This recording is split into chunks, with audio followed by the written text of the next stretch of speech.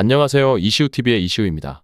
해당 분석은 초안 분석이며 최종 분석과 픽은 하단 댓글에 있는 링크로 문의 주시면 방입장 도와드리도록 하겠습니다. 방입장은 무료로 진행되며 절대 금전적인 요구를 일체하지 않습니다. 이번 분석은 승부식 112회차 해외 축구 3경기 분석 진행해 보겠습니다.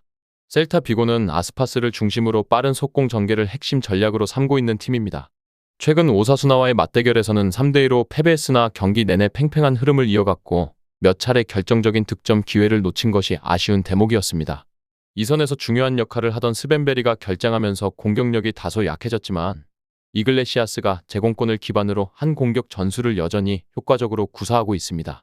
수비에서는 도밍게즈가 부상으로 이탈했으며 그의 빈자리는 스타펠트가 메우고 있지만 두 선수 간의 호흡은 아직 완벽하지 않은 상태입니다. 수비 조직력에서 약간의 불안감이 있지만 상대팀 바야돌리드의 단순한 역습에는 충분히 대처할 수 있을 것으로 보입니다. 바야돌리드는 산체스와 모로를 중심으로 한 측면 공격 전개를 시도하고 있습니다. 그러나 최근 바르셀로나와의 원정 경기에서 7대0이라는 큰 패배를 당하며 수비와 공격 모두에서 심각한 약점을 노출했습니다. 특히 산체스와 안드레가 부상으로 경기에 나서지 못하면서 공격에서의 창의성이 크게 떨어졌으며 현재는 라타사의 득점력에 전적으로 의존하고 있는 상황입니다. 수비 면에서도 보요모의 이적으로 인해 전체적인 조직력이 약해졌고 제메르트와 산체스로 구성된 수비 라인 역시 불안정한 모습을 보이며 상대의 공격에 쉽게 노출되고 있습니다. 셀타 비고는 일부 공격 자원의 결장이 있음에도 불구하고 상대적으로 허술한 바야돌리드의 수비를 충분히 공략할 수 있는 전력을 갖추고 있습니다. 바야돌리드는 부상과 이적 여파로 팀의 전반적인 전력이 약화되었고 특히 공격 전개에서 예리함이 부족한 상태입니다. 이번 경기는 셀타 비고가 경기를 주도할 가능성이 높으며 바야돌리드의 엉성한 수비와 부진한 공격을 감안할 때 셀타 비고의 승리와 함께 다득점보다는 소수의 골로 끝날 가능성이 큽니다. 이 외에도 다른 축구 분석과 야구 분석 및 종합 픽이 궁금하시다면 하단 고정 댓글 링크로 문의 주세요. 토트넘은 주로 4-2-3-1 포메이션을 바탕으로 경기를 운영하며 손흥민과 제임스 매디슨의 창의적인 플레이를 중심으로 지공을 전개하는 스타일을 선호합니다.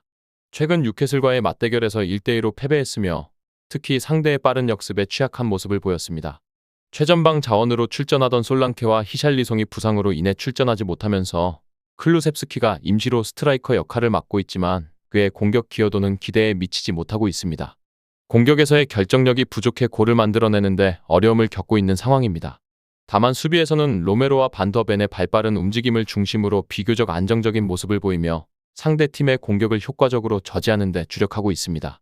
반면 아스널은 4-3-3 포메이션을 주로 사용하며 이번 경기에서는 웨데고르와 제수스가 부상으로 결장할 예정입니다. 이에 따라 아스널은 보다 실리적인 경기 운영을 시도할 것으로 보입니다.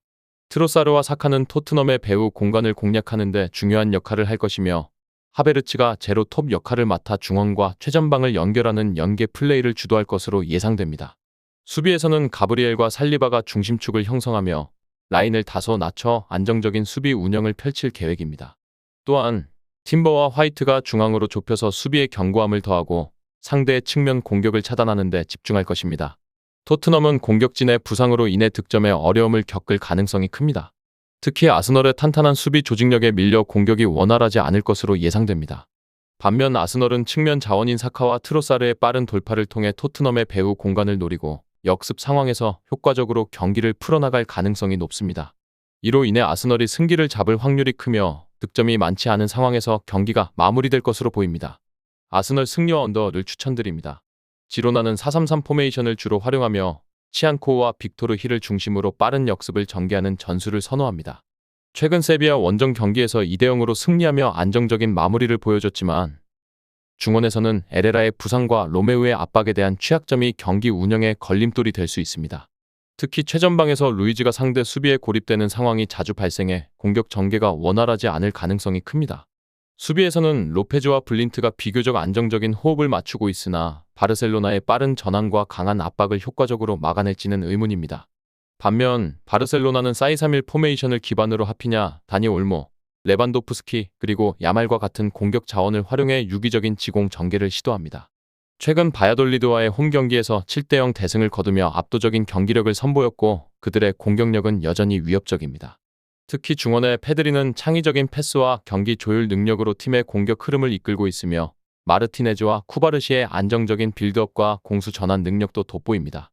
수비에서는 쿤데가 라이트백으로 나서며 바르셀로나의 속공에 대한 대비를 강화하고 있습니다.